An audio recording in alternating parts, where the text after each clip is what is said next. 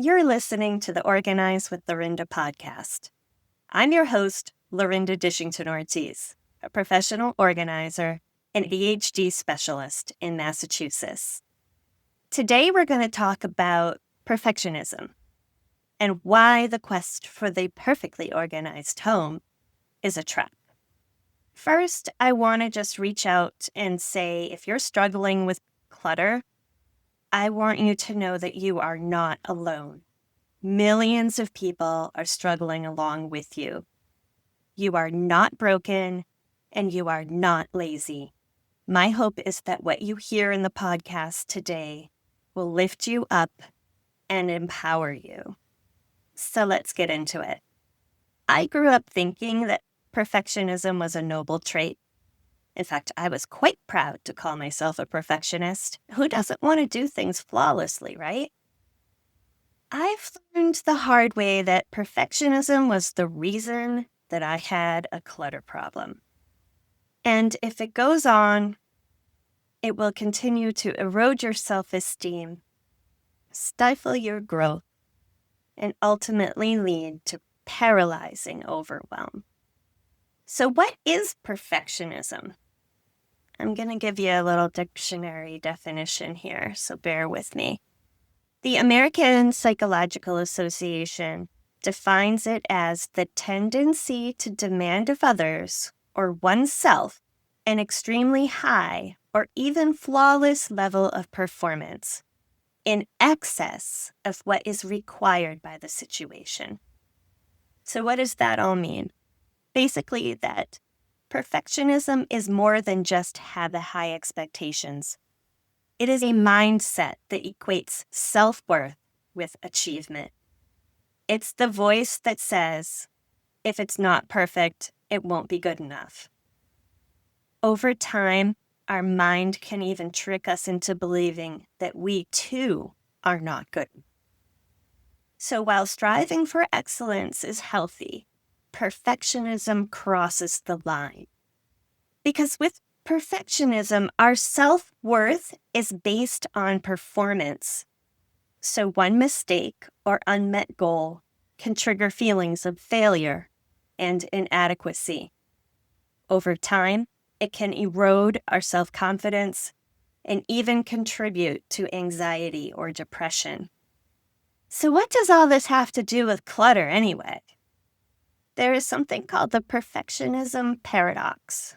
It's where the desire to have a perfectly maintained home can actually lead to piles of stuff, procrastination, and task paralysis. Here's why. It requires a lot of time and energy to get organized. I don't know about you, but I have very little of either most days.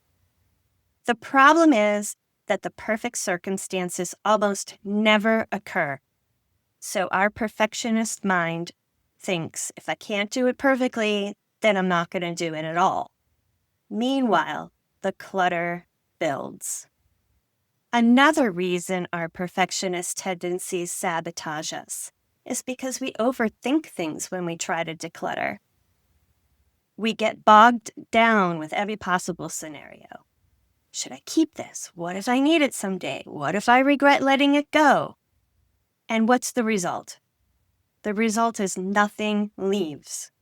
Meanwhile, the clutter keeps building. And as the clutter gets more and more out of hand, it fuels a cycle of shame and inaction. We are truly our own worst enemy. So how do we break free from this clutter cycle and perfectionism?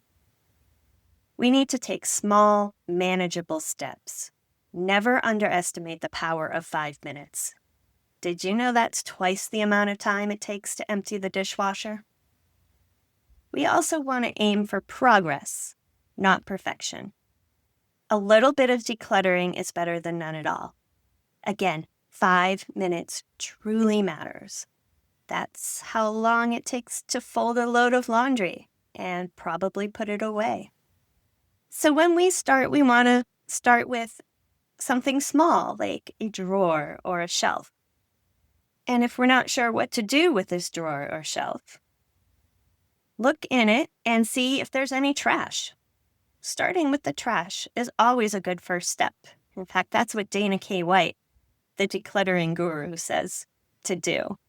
And she pretty much guarantees that there's an empty box or a piece of junk mail, a broken toy, an expired can of food, or a dried up marker lying around.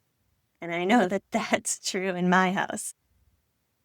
So I'd like to challenge you right now to grab a trash bag and find 10 things, 10 easy things to put in it right now while you listen to the rest of this podcast.